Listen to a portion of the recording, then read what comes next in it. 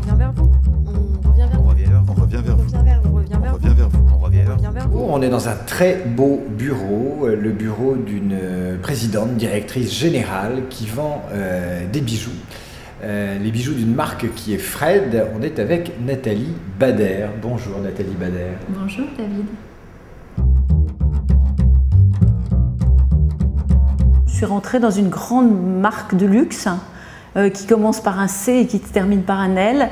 Et j'ai dû passer, je pense, 15 entretiens pour rentrer dans cette maison. Et ça m'avait paru absolument hallucinant. C'est-à-dire 15 entretiens pour le même poste, ça, je trouve ça sauvage. Après tous ces entretiens, j'ai finalement eu le job. Bon, j'ai pas regretté, évidemment, parce qu'après, je crois que l'entretien, typiquement, c'est quelque chose qu'on oublie. Après, on adhère à la marque et puis, quelque part, c'est un moment de la vie qu'en général, on oublie. Personnellement, je fonctionne sur l'humain, c'est-à-dire sur la personne, comprendre la personne. En dehors, vous savez, il y a une question que je pose systématiquement quand je fais un entretien, c'est bon, très bien, vous m'avez dit ce que vous savez faire, etc. Mais quand vous ne travaillez pas, vous faites quoi ?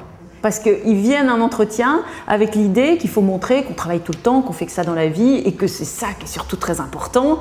Et au fond, la vie, c'est le travail, mais c'est aussi ce qui est à côté. Je ne dis pas de raconter sa vie intégralement, mais je dis simplement qu'il ne faut pas être étonné et surtout être très à l'aise pour raconter au fond ce qu'on a à l'intérieur de soi.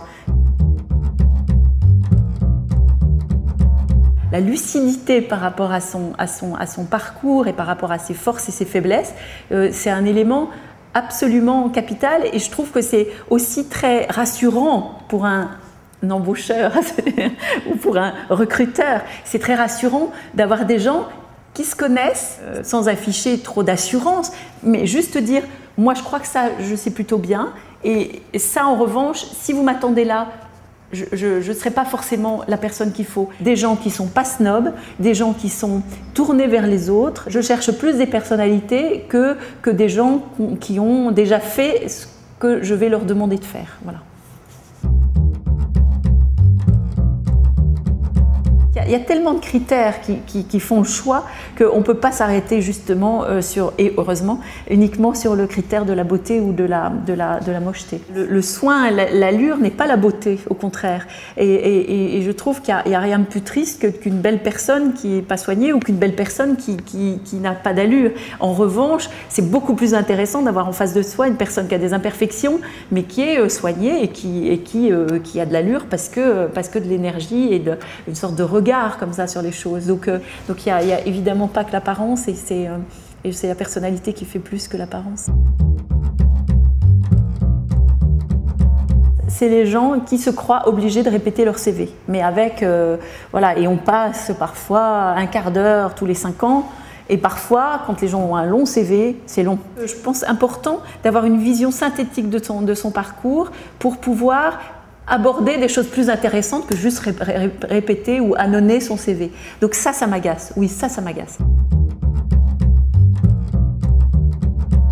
Un jour, je passais un entretien pour un directeur de magasin et au moment où je lui ai dit « Et maintenant, est-ce que vous avez des questions à me poser ?» Il m'a dit « Ah oui, j'ai une question.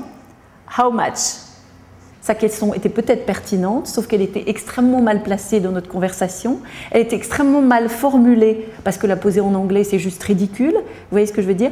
Et elle montrait quelqu'un qui était omnibilé par ce sujet, alors qu'il y avait tout un travail autour de l'intérêt de la marque, autour de la façon dont il aurait pu me poser d'autres questions. Systématiquement, au milieu de l'entretien, je demande à la personne de me poser des questions. Les gens, souvent, sont habitués à recevoir des questions, mais pas à en poser. Et je trouve que c'est important qu'ils sachent justement en poser, parce que ça prouve leur intérêt pour la maison, ça prouve leur curiosité naturelle, ça prouve aussi leur vivacité d'esprit. Je fais confiance à mon instinct. Dès que je n'ai pas suivi mon instinct premier, c'était souvent une erreur. J'ai embauché une personne en me disant « je pense que c'est la meilleure ». Mais en fait, dans l'entretien, elle avait fait un beau discours, mais certaines choses m'avaient un peu interloqué. Par exemple, à un moment, je lui ai dit, mais est-ce que vous avez compris la marque Fred? Quelle image vous avez? Et elle m'a dit, Fred, c'est la luxure.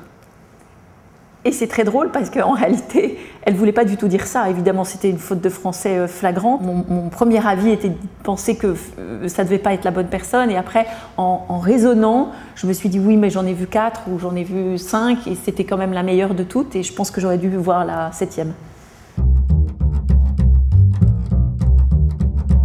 J'ai besoin de personnes qui ont envie de montrer qu'ils ont des idées et qui sont source de propositions. C'est objectivement quelqu'un qui est futé, qui est maligne, qui a le courage d'apporter sa contribution, le courage de m'apporter des idées, d'échanger avec moi et d'apporter ce petit supplément d'âme qui fait, ou ce petit supplément d'énergie, ce petit supplément d'idées qui fait que ça fait vraiment avancer beaucoup plus vite qu'en temps normal.